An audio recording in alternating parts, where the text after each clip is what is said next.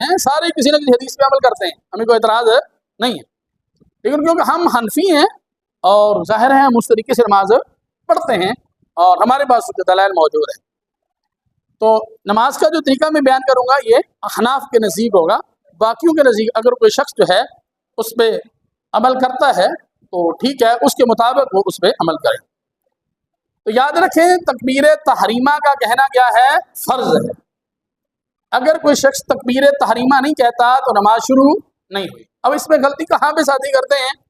جب امام صاحب رکوع میں ہوتے ہیں، امام صاحب رکوع میں ہیں، دوڑے دوڑے جاتے ہیں، پہلے نمبر پہ تو دوڑنے سے حضور صلی اللہ علیہ وسلم نے منع فرمایا، علیہ الصلوۃ والسلام کی حدیث مبارکہ ہے، حضور صلی اللہ علیہ وسلم نے ارشاد فرمایا جب تم دیکھو کہ نماز جو ہے وہ کھڑی ہے تو تم وضو کرو اور سکون کے ساتھ چلتے آؤ، جتنی رکھتے تمہیں مل جائیں جماعت کے ساتھ پڑھ لو، باقی بعد میں پڑھ لو۔ ہم کیا کرتے ہیں؟ ہم دوڑ لگا دیتے ہیں وہاں سے، بھائی رکعت ہم نے جو ہے جب حضور نے فرمایا ہے تو آپ کیوں دوڑ رہے ہیں؟ جو آپ کو مل جائے، پتہ نہیں اگر آرام سے آئیں سکون سے اور حدیث پہ عمل کرتے ہوئے آئیں، اللہ تبارک و تعالیٰ پتہ نہیں کتنا اجر تمہیں عطا۔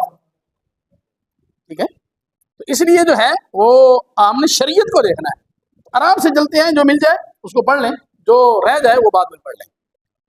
اب غلطی کہاں پہ ہوتی ہے؟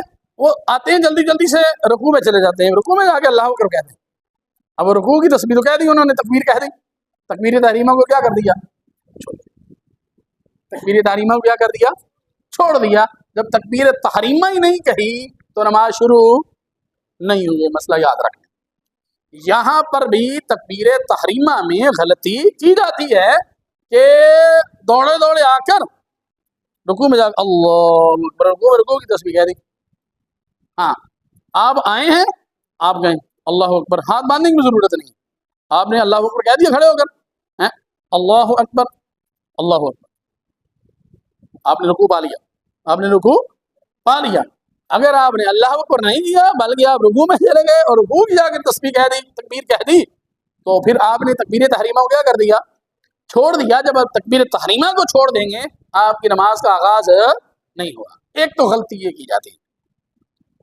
دوسرے نمبر پہ تکبیر تحریمہ میں جو مقتدی جو ہیں وہ غلطی کرتے ہیں وہ یہ ہے کہ امام صاحب کہتے ہیں اللہ اکبر، غیر امام صاحب ذرا تلفظ سے کہتے ہیں، قاری ہوتے ہیں، ٹھیک ہے، اور کچھ قوانین کو وہ سمجھتے ہوتے ہیں، یہاں مد اصلی ہو رہی ہے، یہاں مد متصل ہو رہی ہے، یہاں مد عارض وقفی ہو رہی ہے، یہاں مد لین ہو رہی ہے، ٹھیک ہے نا، وہ قوانین کو جانتے ہوتے ہیں، قاری ادھر وہ کہہ رہے ہیں اللہ اکبر، اس کھڑی زبر آ رہی ہے اس کو لمبا کر، اب وہ کہہ رہے ہیں اللہ اکبر، مقتدی کہہ اللہ اکبر، ابھی وہ کہہ رہے ہیں امام صاحب کہہ رہے ہیں تو مقتدی نے کہا اللہ اکبر، پہلے کہہ لیا، نماز کا آغاز نہیں ہوا، نماز کا آغاز نہیں ہوا۔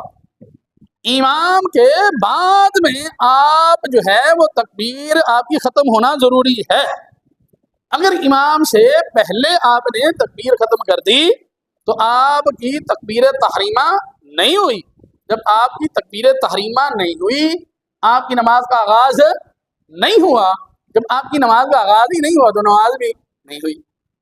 تو یہ علم سیکھنے سے آتا ہے، ہم کوشش کریں گے تو ان چیزوں کو سیکھیں گے۔ اچھا بعد مجھے بڑا افسوس ہوتا ہے ان کی باتیں سن کر، بعض لوگ علم اس لیے نہیں سیکھتے کہ ہمیں عمل کرنا پڑے گا، لا حول ولا قوت، وہ کہتے ہیں ہمیں عمل کرنا پڑے گا۔ وہ اللہ کے بندے، یعنی علم آپ نے سیکھ لیا، عمل نہیں کیا تو ہمیں قیامت والے دن پوچھا جائے گا، تو قیامت والے دن یہ نہیں پوچھا جائے گا تو نے علم کیوں نہیں حاصل کیا؟ آپ سے یہ نہیں پوچھا جائے گا تو نے علم حاصل کیوں نہیں کیا؟ قیامت والے دن پوچھا جائے گا کہ تو نے علم حاصل کیوں نہیں کیا؟ تو اللہ کے